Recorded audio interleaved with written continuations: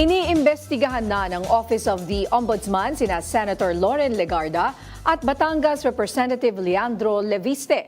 Kaugnay ito ng umano'y 10 billion pesos plunder at graft complaints na may kinalaman sa hindi umano pagtupad ng kumpanya ni Leviste sa mga obligasyon nito sa ilalim ng franchise para sa solar power. Kaugnay niyan, makakausap natin si former Buhay Party List Representative at dating Manila Mayor, Lito Atienza. Magandang gabi po, and former Mayor Atienza. Welcome sa Arangkada Balita. Opo, magandang gabi sa inyo lahat. Okay, Mayor Atienza, so isa po kayo sa mga tumutol dito sa solar para sa bayan na proyekto ni Leandro Leviste. Ano po sa tingin nyo ang pangunahing dahilan kung bakit kayo tumutol? Ano po ba yung mga red flags na nakita ninyo? Unang-una, ang nakita ko po sa kanilang proposal, yung original, ang kanilang capitalization ay 1 million pesos. Kaya sabi ko rin sa Batang Leviste, paano mo ma-solarize ang buong Pilipinas kung ang puhunan mo ay 1 million lang? Kaya right from the beginning, naka-red flag sa akin yan. Sabi ko, malinaw na scam ito. Gagamit ito ng puwersa para maaprubahan yung prangkisa. Pero hindi niya gagawin yung kanyang commitment sapagkat hindi niya magagawa eh. Opo. Yun ang aking sa pantaha. Yun naman ang napatunayan, talagang ginawa niya. Hindi naman siya nag-solarize. Pero yung kanyang prangkisa na aprobahan. Subalit, dahil alam kong duda ako sa kanyang kakayahan, pagkawat binago niya ang kanyang papel, sabi niya 1 bilyon ang kanyang puhunan, kulang pa rin yun. Dahil nagtatanong ako sa mga miyembro ng industriya ng solar power, yung mga provider na, mga negosyante na, sabi nila, palinaw na scam yan. Kaya tama yung ginagawa mo, Congressman. In fact, they were very happy with that, what I was doing.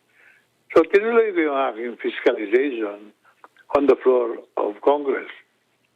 Dumating kami sa puntong pagbobotohan na pinasok ko na lang yung provision dahil nga sa suspensa ko na ito ibebenta lang. Sabi ko, pagka ito ibinenta, mawawala ng visa. Automatically, yung prangkisa binigay natin, inaprobahan naman ng Kongreso. Kaya Section 18 of the franchise is very clear. Pag binenta yung prangkisa, wala ng visa yon automatically. Paano yung mga nagsibili? By problema nila yon. Problema ng may-ari ng solar para sa Pilipinas at problema ng bumili. Nabasa naman niyo yung batas. Malinaw naman yung provision. Kung kayo nagbakasakali, talo kayo. Kaya lahat ng bumili, after the approval of the franchise, whether foreign, I understand meron mga ibang foreigners, bumili rin.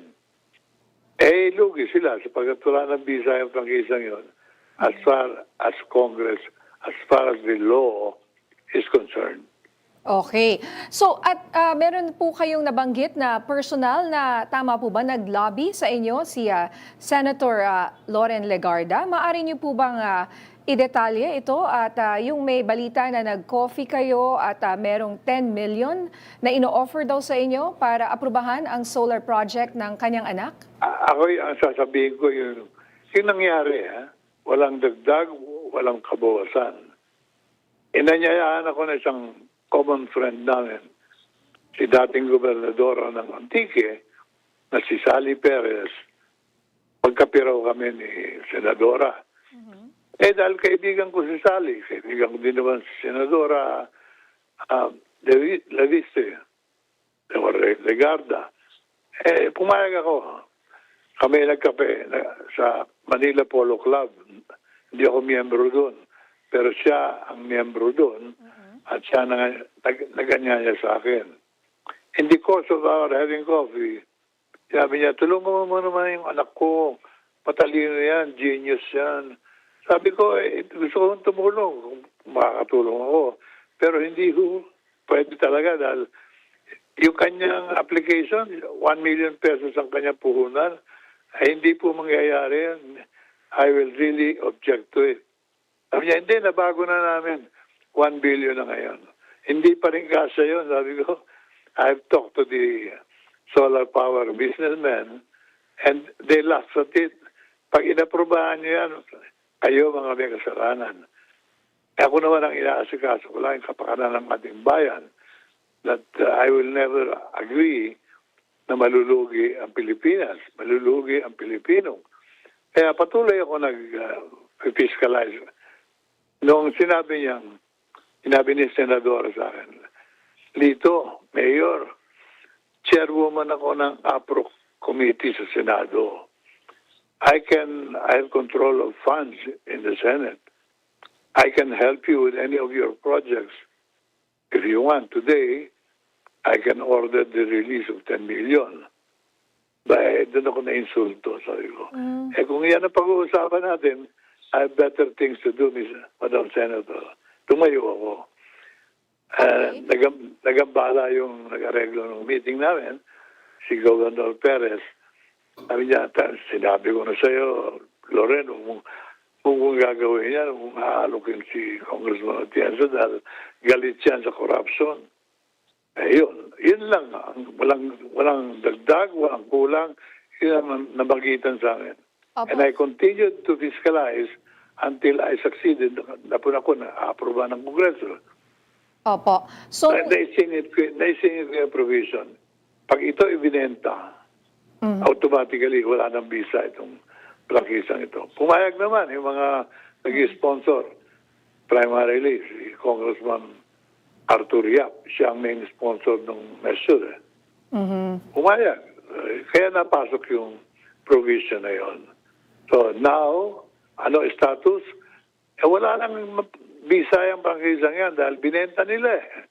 opo. Sabi, galing ito sa bibig ni Congressman Levisте. Daw ang ginamit ng kampanya niya. Yung yaman ng kanyang foundation, 60 billion daw ang ginastos niya. Saan niya kinuha yung pera yun? Bahala na ang batas mag-husga niyan. Bahala na ang ombudsman, umusig.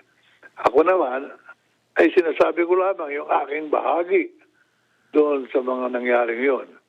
That from the beginning, I doubted Opo. All right, the Mayor. capacity. Yes, okay. All right. Mayor, panghuling talong na lang po. Bakit ngayon nyo lang naisipan or napagdesisyon ng ilabas ng buo itong bribery allegation na ito at maging key witness sa ombudsman? Ay, labas ko na yan noong paulit-ulit na nga yan sa Facebook ko eh. Okay. Pero wala namang gumagalaw. Walang pumapansin. Hindi naman ako taga-usig eh. Ako naman ay isang karaniwan lingkod bayan. Pero pinag-iingatan ko ang aking pangalan all these 50 years that I've been in government. 50 years. Lahat ng posisyon, halos, ay naibigay na sa akin ng kapalaran ng Panginoon Diyos. Ako'y naging mayor, record-breaking, 3-termer, vice mayor. Okay. Ako'y naging member of parliament, naging congressman for 9 years, naging secretary of environment and natural resources, naging general manager ng housing. Marami po akong hinawakan, pero pinag-ingatan ko po talaga. Opo. Ibigay sa bayan, sa tao, ang karapat-dapat. Opo. All right. Ako, maraming salamat po, former Buhay Party List Representative and former Manila Mayor Lito Atienza. Maraming salamat din at binabati ko si Ombudsman Remulla sapagkat gumalaw siya. Tungkulin niya yan eh. Opo. Thank Yan ang you. hinihintay ko. Sabi ko, mukha namang meron ding mahuhusay sa gobyerno. Sapagkat on his own, hindi ako nag-file ng complaint kay Leviste. Kaya huwag niya akong tignan. Si Ombudsman on its own ang umuusig sa kanila. Pero sasabihin ko totoo, kung tatanungin ako ng investigador. Opo. All right. Maraming salamat, Mayor Atienza.